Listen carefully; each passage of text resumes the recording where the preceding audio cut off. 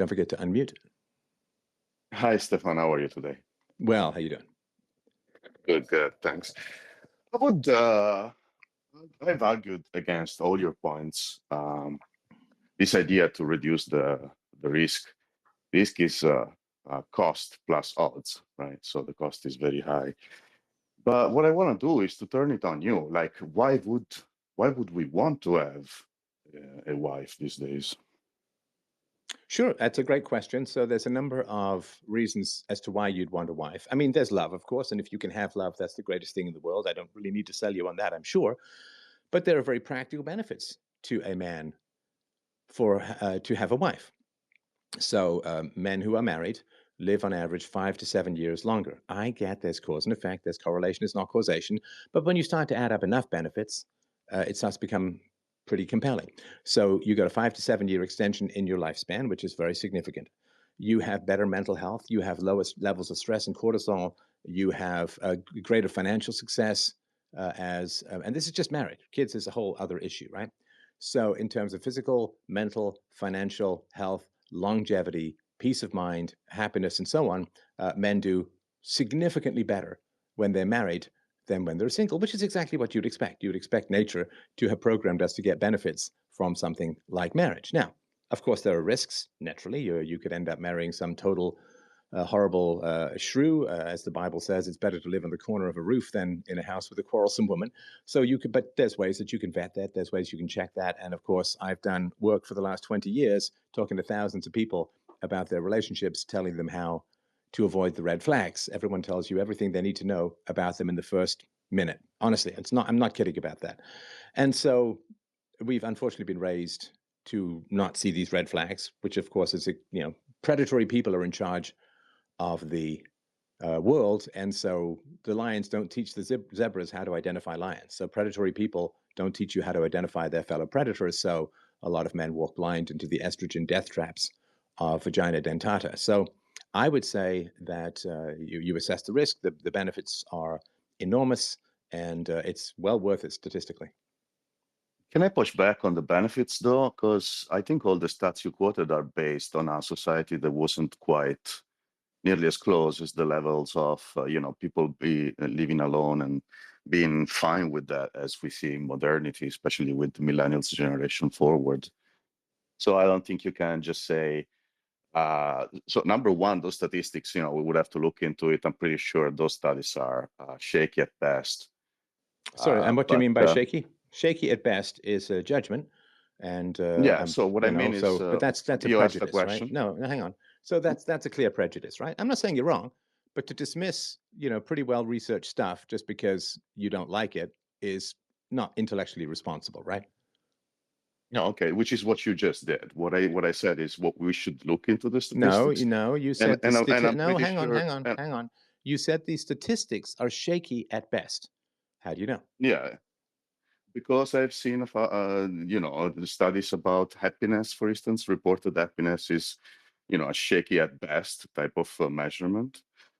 The Sorry, use of compared to, hang on, compared to what? Something has to be shaky compared to what? So when people say they're happy, you're saying, I don't believe them. But what else? How else are we supposed to measure it? well, something doesn't have to be compared to anything in order to have a weak foundation. So I Sure it reject is. that. No, absolutely. You can't say strong or weak relative to what?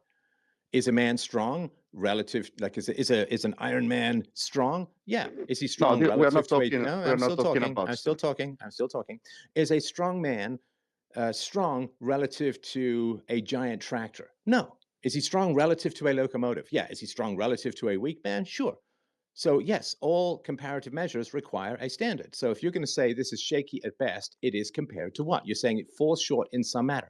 If self-reported happiness is the best way to measure happiness, maybe there's another way, I don't know. Maybe you could measure, I don't know, dopamine or something like that, but that's pretty shaky too. So if you say to someone, are you happy? And they say yes, and then you say, well, that's shaky. It's like, well, compared to what? Compared to how else are you going to measure it? And so if asking someone if they're happy is the best way to figure out if they're happy, then you can't say it's shaky. You can say, I wish there was a better way, but you can't say it's shaky, right? Because there's nothing better. I disagree, but I don't want to be bugged on No, semantics. it's For not. instance, This is not you can. semantics. This is not Okay, let semantics. me show. You're going Okay, to let me say answer your something question. Okay, shaky. I have let to me answer ask your question. compared to what? Let me answer your question. You don't need a comparison to prove a sentence logically wrong, do you? For instance, if A, if A is true, B is true, and if I can demonstrate that A is not true, I don't need to compare any C, right? Yes, but So you're comparing a statement to a logical standard. A logical no, standard of I'm not validity comparing. and No, no, this no, is for. bro. Okay. If you're going to talk whenever I start talking, that's pretty fucking rude. Okay. Let's have a Yeah. civil Okay. conversation, but you cannot overtalk me. Okay. Thank you.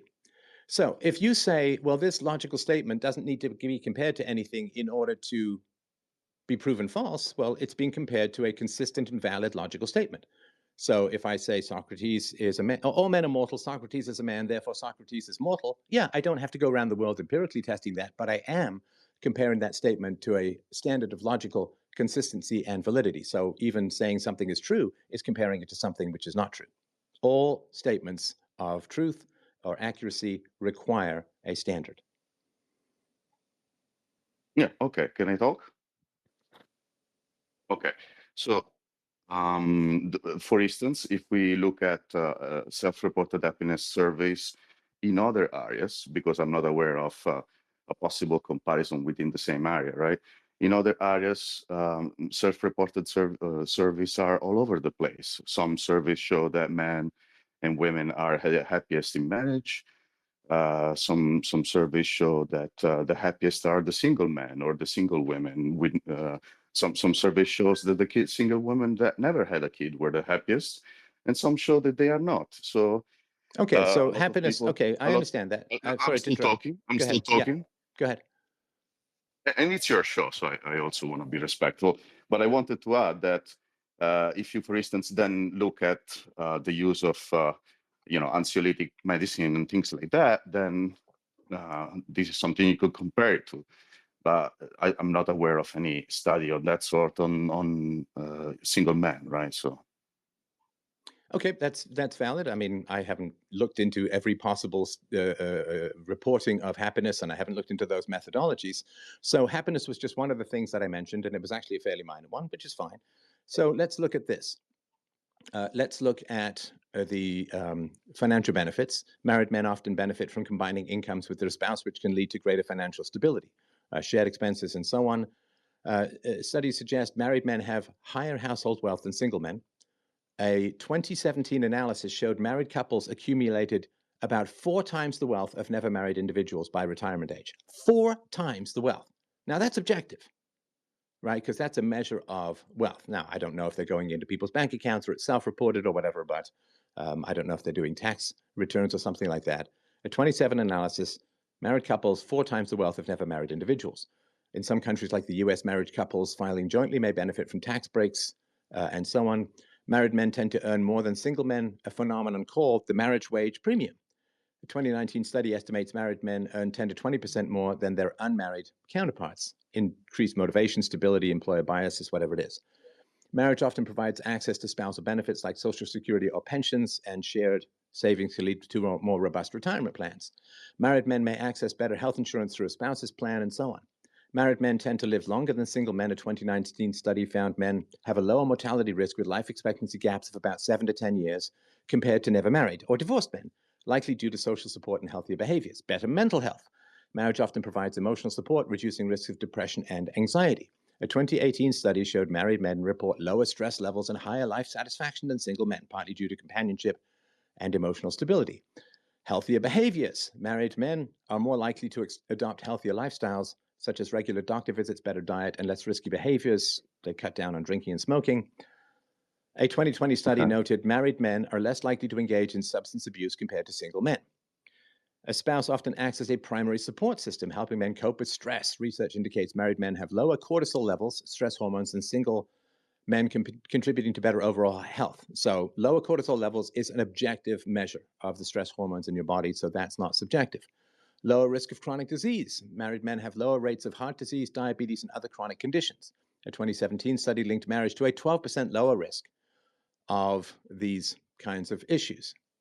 And so we can go on and on. I've got pages and pages of this stuff. Is that enough for you to at least be open to the possibility that there are some significant benefits to men in getting married?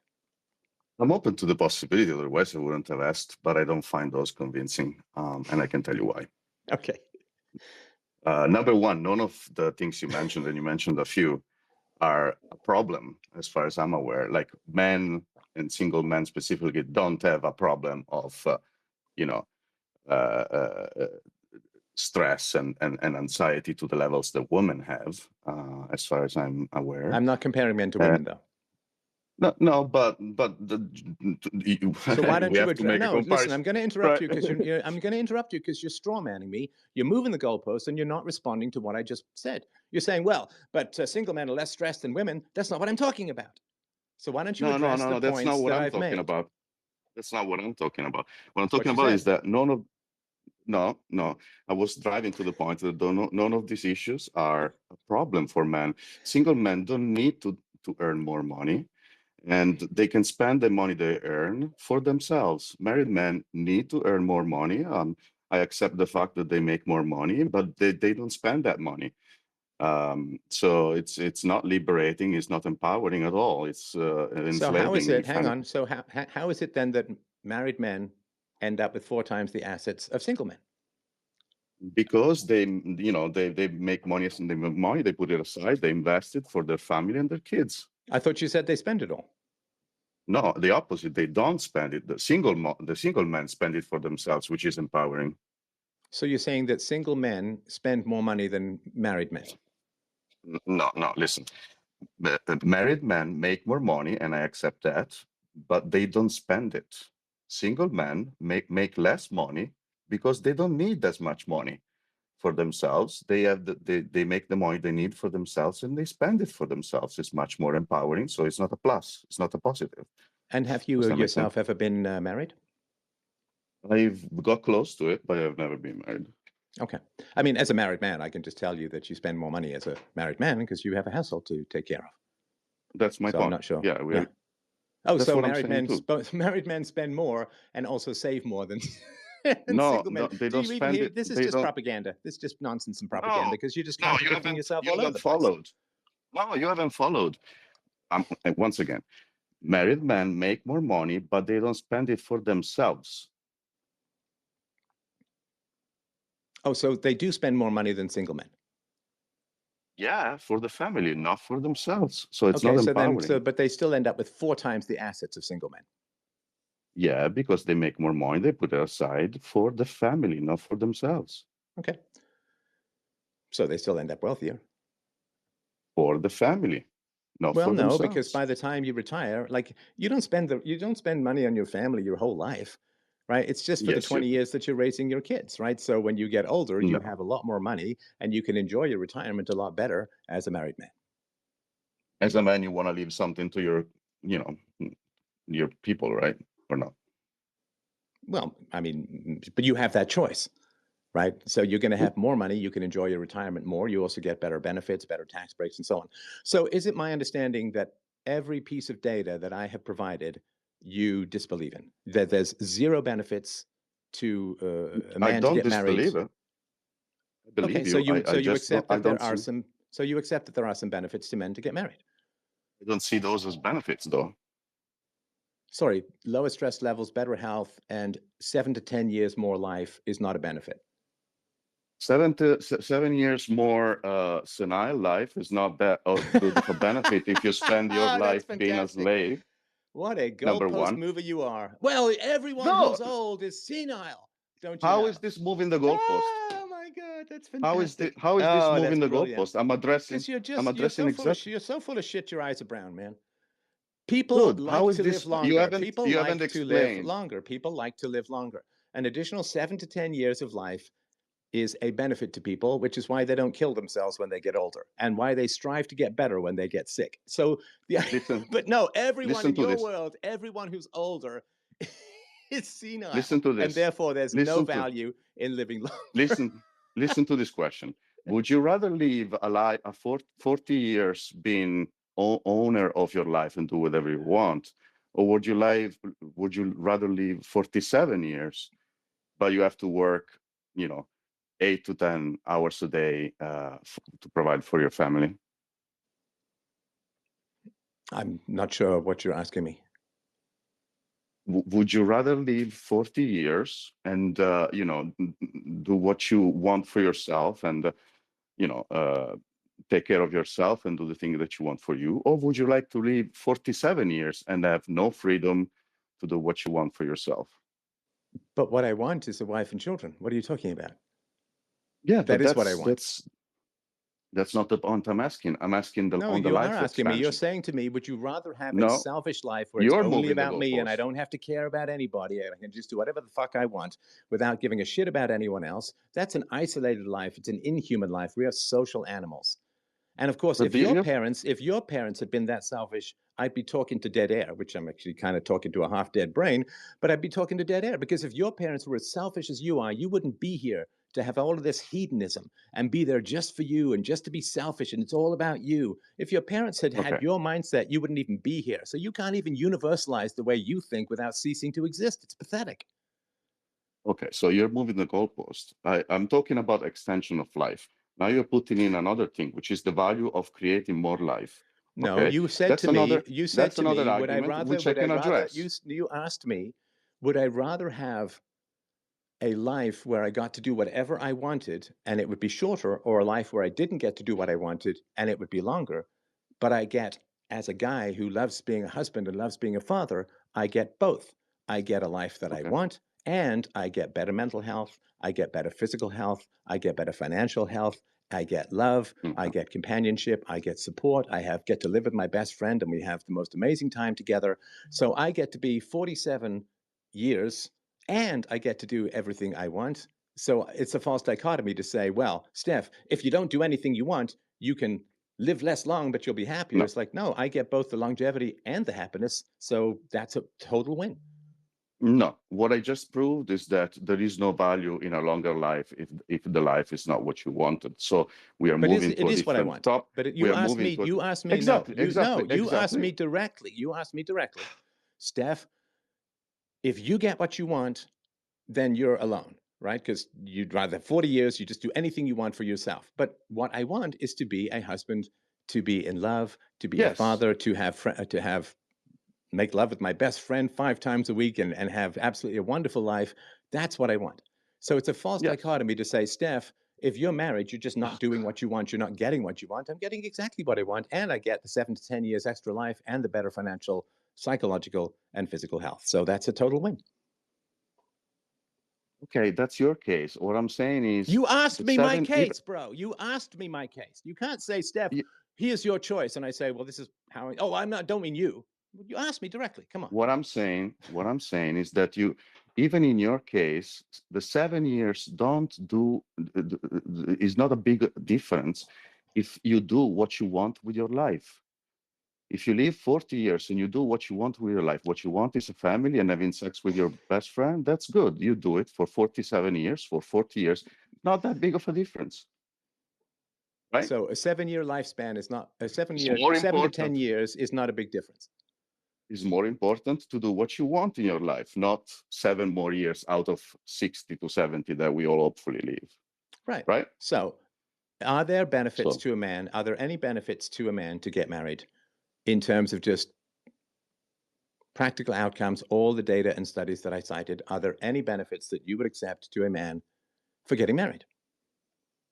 okay, so the This is benefits yes, you no. you No, mentioned, this is yes, no. Are there any benefits that you would accept from the data that I cited that it's beneficial to a man to get married? Any data, and there and is just a yes, no, anything. there is some benefit, yes, but it's not Fantastic. worth the risk. Fantastic. So you said to me, "There's no benefit for getting." Listen, what great progress we've made in a challenging I conversation. I never appreciate said your there is no patience. So I'm benefit. still talking, still talking.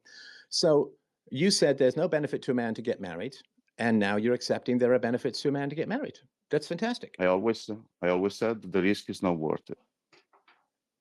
Okay, well, that's just another moving of the goalpost. So I appreciate the conversation, but you are fixed in your thinking, and I Thank would also say that this is to a large degree because you live an isolated life that is not really fit for people as a whole. And I think it's or actually I'm a right. pretty Yeah, see, but this is part of it. So it doesn't matter what data I provide, right?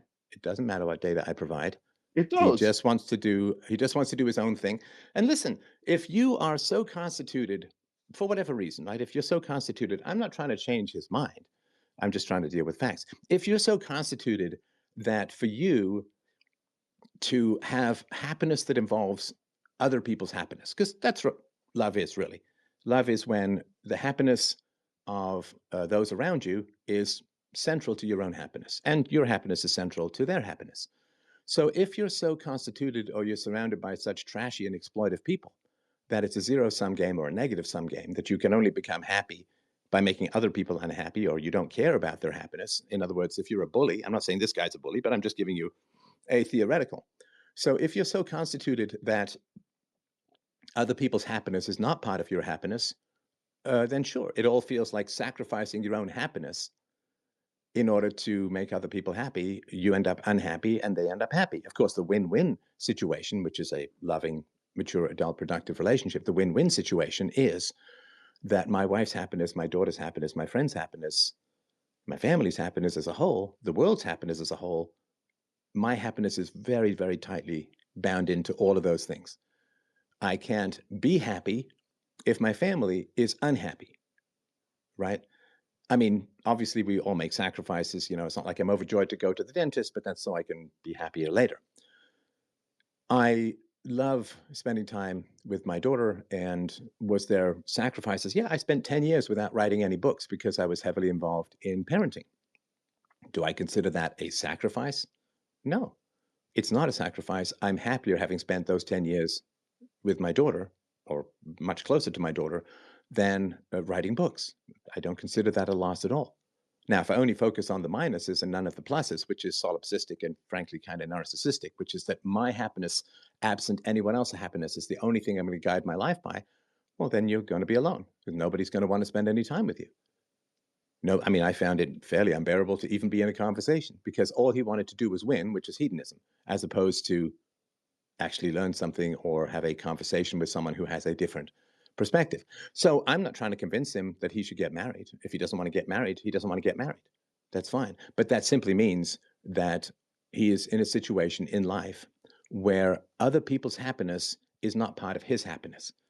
And the only thing he cares about or is concerned about is his own happiness, and bringing happiness to others is not a value for him unless it somehow serves himself selfishly in the moment. So once you merge your life with other people, like you have two trees to grow together, you can't just cut down one, right? Once you two trees grow together, then what harms one side of the tree harms the other side of the tree, right? Like, I mean, if you smoke, it doesn't just harm your lungs, right? It harms your lungs and then your life if your lungs don't work because you can't live without breathing. So there are benefits to men for getting married. I mean, I went through a whole list of 5 or 10 of them with some objective data in there. And so there are benefits. And then if he says, yes, but the benefits aren't worth the risks, well, then he wasn't listening to the first part. So if you can get all of these benefits and you can reduce your risk to less than 5%, that's a plus, right? So people go jogging, and I actually had a friend when I was younger. He was about to get married. He went jogging and he was hit by a car. Some kids hot wired a car and went for a joyride and smacked into him in a country road in the middle of the night and killed him. Now, one of the things that he wanted to do was get a little fitter and lose a little bit of weight in order to, be more attractive to his fiance and bride to be and so on. So people go out and they go jogging, and jogging has health benefits. And the risk is, of course, injury, getting hit by a bus, tripping and falling, all of these kinds of things. And yet people do it. If you go and lift weights, I've been lifting weights for the better part of 40 plus years. And every now and then, every couple of years, I'll hurt myself in some manner. When you play with your kids, every now and then, you're just gonna, you play with little kids, every now and then, you're gonna take an accidental headbutt to the nads. So what are you supposed to do? Never play with your kids? So yeah, all of life has costs and benefits, and the benefits are enormous and substantial for men to get married. Of course, I understand that if you get divorced and you get abuse allegations and you lose half your stuff and it's horrible, and yeah, that's really really tough. I mean, I'm not saying those risks don't exist, And you can go through the process of looking at all these benefits and then looking at all these risks. Say, well, even if I can get the risk down to below 5% for all of these benefits, I'm not going to do it. Okay, well, that's fine. But just be aware that there is a cost benefit justification that is important to talk about. Now, if all of these benefits were available, even if you accepted them all, but the risk of divorce was 50%, no matter what, that you couldn't get your risk of divorce lower than 50%, I'd say, well, yeah, it wouldn't make any sense to get married. But there are very specific, and not just my opinion, things that are tested to reduce the risk of divorce. So I just wanted to mention that. All right. Appreciate that last conversation. It was very instructive. Acoustic Kitty, you are on.